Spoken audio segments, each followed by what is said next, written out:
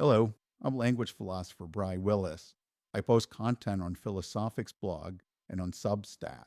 I also share content on the usual social media channels, though typically just to announce content elsewhere, whether a blog, an essay, YouTube, or Spotify. Today I'm going to try something new. I'm going to read one of my essays and comment on it. More importantly, I'm going to open up comments below. I presume that not many viewers will want to watch me read, so I won't force the issue and will show something else instead, to be determined in post. As usual, if you like what I'm doing, please click like, subscribe, click the bell icon for notification, and most of all, leave a comment. Without further ado, let's crack on. The paper is available at Zenodo as shown here. I'll place a link in the show notes. Cheers. Reading from The Wrong Curve, Free Speech, Pseudo-Invariance, and the Grammar of Liberal Rights. Copyright 2026 by Bry Willis. This work is licensed under a Creative Commons Attribution. Abstract. This paper argues that free speech discourse is structured by a category error whose source lies upstream of speech itself in the treatment of freedom as a stable philosophical primitive when it functions in practice as an essentially contested concept operating under a systematically inflated presumption of effectiveness. Drawing on Galley's account of essentially contested concepts and the language insufficiency hypothesis, the paper introduces the term pseudo-invariant to name the phenomenon, a contestable, whose presumed effectiveness has been institutionally stabilized to the point where its core commitments operate as though settled, not because they are, but because the cost of reopening them exceeds what the framework can absorb. Freedom, in the context of liberal speech theory, is the paradigm case.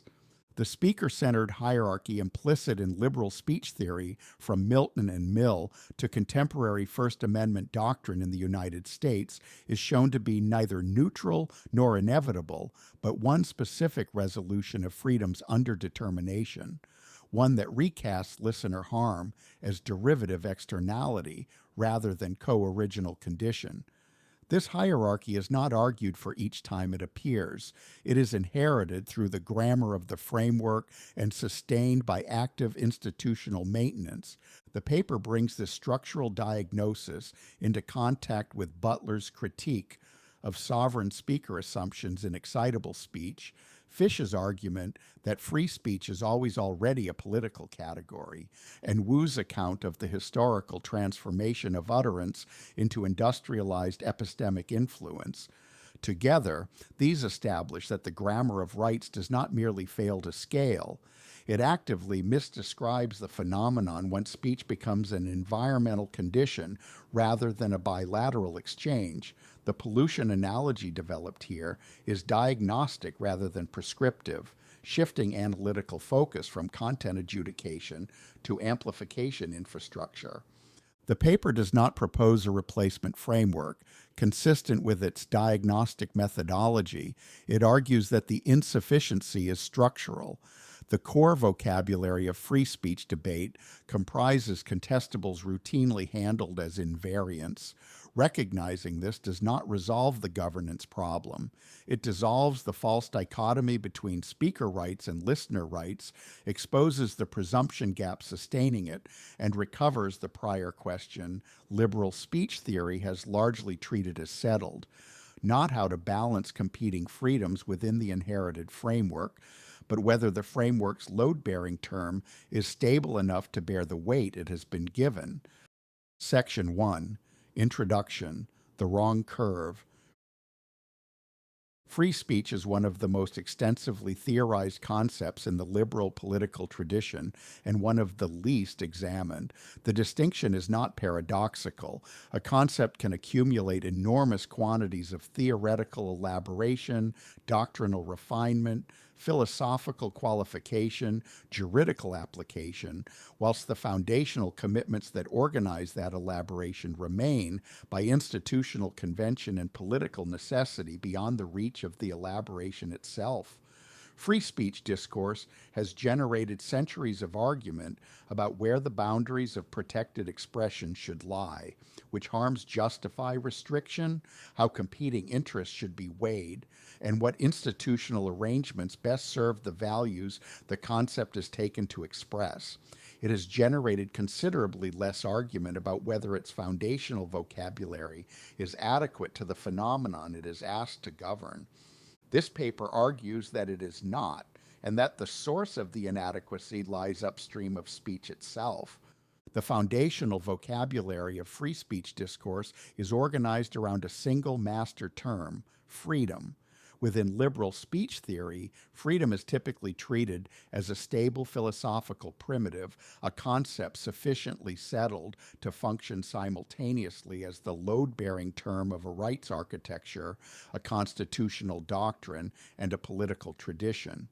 This paper argues that this treatment is mistaken, and mistaken structurally rather than incidentally. Freedom is not a stable primitive, but a constitutively underdetermined concept whose rhetorical power depends precisely on the flexibility that makes it semantically unstable.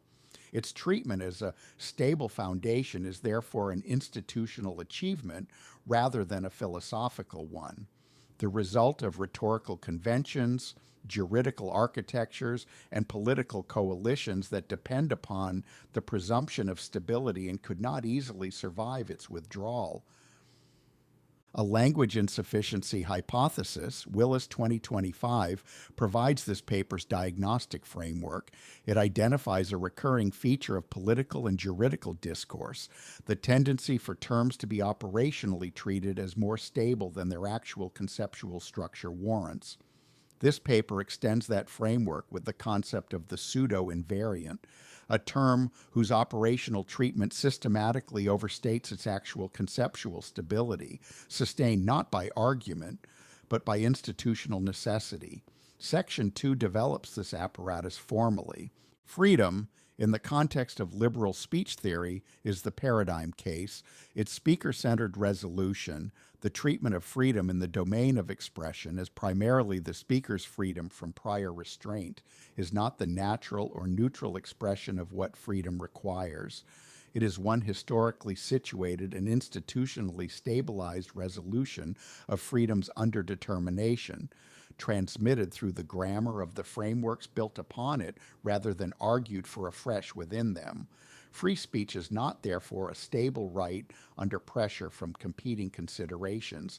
It is the site at which freedom's pseudo-invariant treatment becomes most visible, most consequential, and, as the scale and character of speech change, most difficult to sustain. The paper proceeds as follows. Section 2 introduces the language insufficiency hypothesis and defines the pseudo-invariant as a technical term. Section 3 locates freedom on the effectiveness complexity gradient. Section 4 shows how liberal speech theory installed one specific resolution of freedom's underdetermination as a founding hierarchy, drawing on Butler and Fish. Section 5 examines the maintenance mechanisms through which this treatment is actively reproduced. Section 6 introduces the scale shift and the category error that results from governing a non-point source phenomenon with point source doctrinal tools. Section 7 shows that the corrective tradition, most carefully represented by Waldron, reproduces the founding hierarchy at the level of its proposed solutions. Section 8 draws the diagnostic conclusion. The paper does not propose a replacement framework.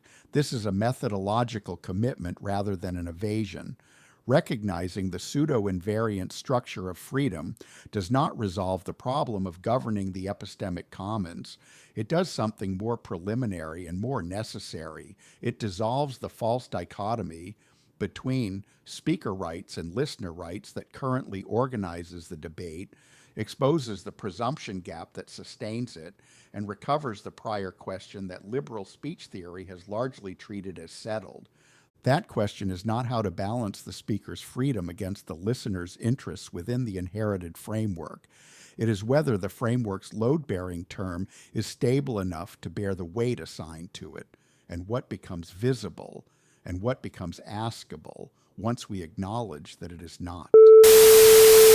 Okay, this is the end of a section, but not the essay. I'll stop here for now and share the remainder of the essay in parts, 8 in all. This has been my essay, Wrong Curve, Free Speech, Pseudo-Invariance, and the Grammar of Liberal Rights. More information is available in the description. I hope you found it interesting. As I said at the top, like, subscribe, follow all the appropriate social media protocols, leave a comment. I'm Bry. Thanks for popping by. Be sure to come back for more.